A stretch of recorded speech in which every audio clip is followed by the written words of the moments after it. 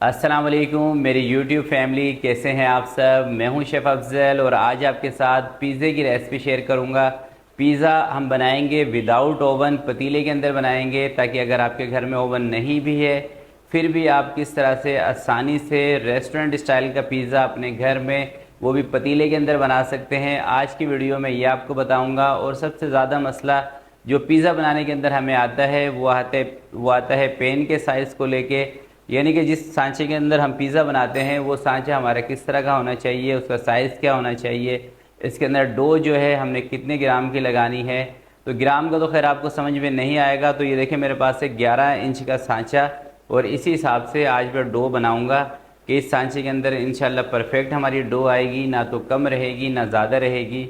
और अगर आप घर से ही पिज़्ज़ा का अपना कोई कारोबार भी स्टार्ट करना चाहते हैं तो उसके बारे में भी आज आपको बताऊंगा कि कितना बड़ा अगर आपका पेन हो तो उसके अंदर आपने जो इसमें डो रखनी है वो कितने साइज़ की रखनी है। तो इंशाल्लाह कोशिश करूंगा पिज़्ज़े को लेकर जितनी भी टिप्स एंड ट्रिक हैं उसके बारे में आज आपको बताऊं। और एक और मसला दोस्तों जो आता है हमें पिज़्ज़ा बनाने में, इसकी ये जो डो है इसके अंदर से खटास आ जाती है, तो उसकी क्या रीज़न है, उसको हम किस तरह से दूर कर सकते हैं, इंशाल्लाह आज की वीडियो में ये भी आपको बताऊंगा।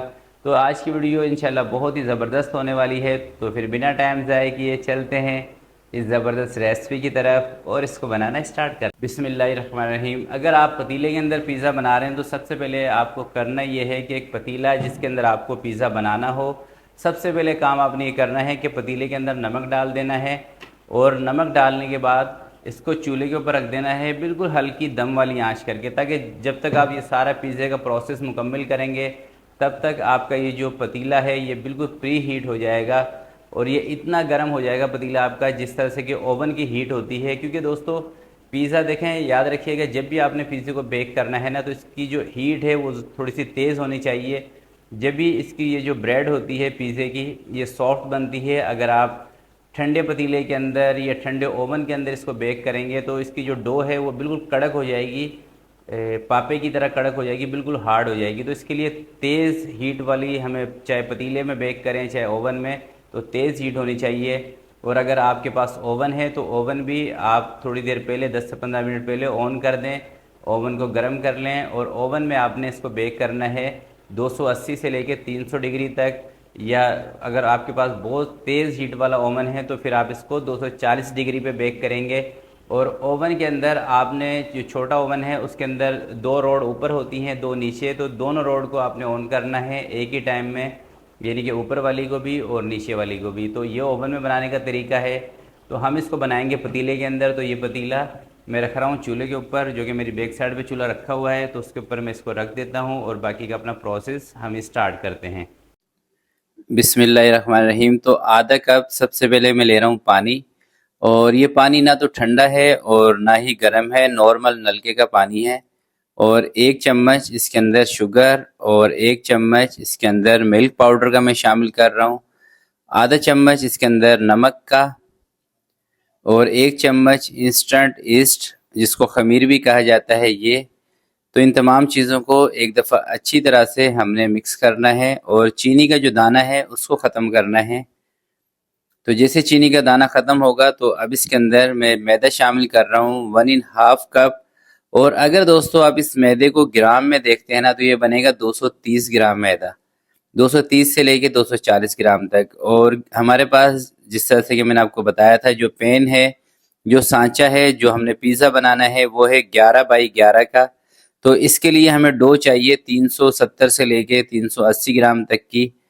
तो 380 ग्राम की अगर आप डो बना रहे हो तो 240 ग्राम आपने मैदा लेना है।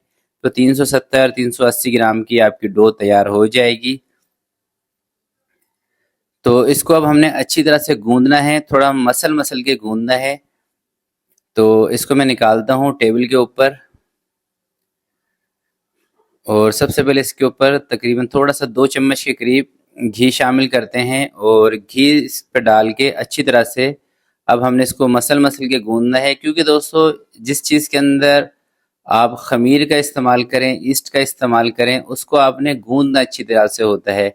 इसकी वजह यह है कि अगर आप इसको अच्छी तरह से नहीं गूंदेंगे, एक तो ईस्ट जो है वो एक्टिव नहीं होगा, दूसरा ये है कि इसके अंदर ईस्ट की जो स्मेल है वो आ जाएगी। जब आप इसको अच्छी तरह से गूंद लेते हैं तो फिर जो ईस्ट की स्मेल है वो इसमें से ख़त्म हो जाती है। और जो मेरी बहनें कहती हैं कि हम पिज़्ज़ा बनाएं तो हमसे इसकी शेप सही नहीं बनती, इसकी वजह ये होती है कि आप डो को बहुत ज़्यादा पतला कर देते हैं, नरम कर देते हैं। तो डो आपकी इस तरह की होनी चाहिए। ये देखें, अभी मैं आपको दिखा रहा हूँ। ये देखें, ये जो डो है ना, इस तरह की है वो। ये ना तो ज़्यादा सख्त है और ना इस तरह की है कि ये हाथों को चिपक रही है। देखें, बिल्कुल ये परफेक्ट है। और अगर ज़्यादा सख्त होगी ना डो तो ये राइज़ नहीं होगी। और अगर जो ज़्यादा थोड़ी सी आप पतली कर देंगे तो पिज़्ज़े के अंदर जो सफाई होती है ना वो नहीं आएगी, यानी कि पिज़्ज़े की जो शेप है वो थोड़ी सी बिगड़ जाएगी। तो इसलिए इस तरह की आपने डो तैयार करनी है। देख ली। तो अब इसको मैं रख रहा हूँ रेस्ट पे तकरीबन 30 मिनट के लिए, जब तक हम दूसरी तैयारी करेंगे। और थोड़ा सा इसके ऊपर मैं घी अप्लाई कर दूंगा ऊपर, ताकि ऊपर से ये ड्राई ना हो, हल्का सा घी। और जो चिकन है वो तैयार करते हैं। तो ये दोस्तों देखें, मैंने ली है चिकन का बोनलेस 200 ग्राम। ये भी थोड़ा सा ज़्यादा ही है इस पिज़्ज़े के हिसाब से। और इसके अंदर हाफ टी स्पून मैं नमक का शामिल कर रहा हूँ। ज़र्दा कलर तकरीबन 2 चुटकी, चिली फ्लेक्स 1 टेबल स्पून, और ज़ीरा पाउडर आधा चम्मच, अदरक और लहसुन का पेस्ट ये भी आधा चम्मच, चिली सॉस इसके अंदर 1 चम्मच में शामिल कर रहा हूँ, सोया सॉस ये भी 1 चम्मच, और हॉट सॉस इसके अंदर मैं 1 चम्मच शामिल कर रहा हूँ, और बारबेक्यू सॉस ये भी 1 चम्मच। अब इन तमाम चीज़ों को अच्छी तरह से हमने इसके अंदर मिक्स कर लेना है। और अगर आपके पास टाइम हो तो आप इसको रख लें, क्योंकि मेरे पास टाइम नहीं है, क्योंकि हमारी डो भी राइस हो जाएगी। तो इसलिए इसको हम डायरेक्ट ही पकाएंगे। मैंने पैन रख लिया है, इसके अंदर थोड़ा सा 1 से 2 चम्मच घी के शामिल करते हैं।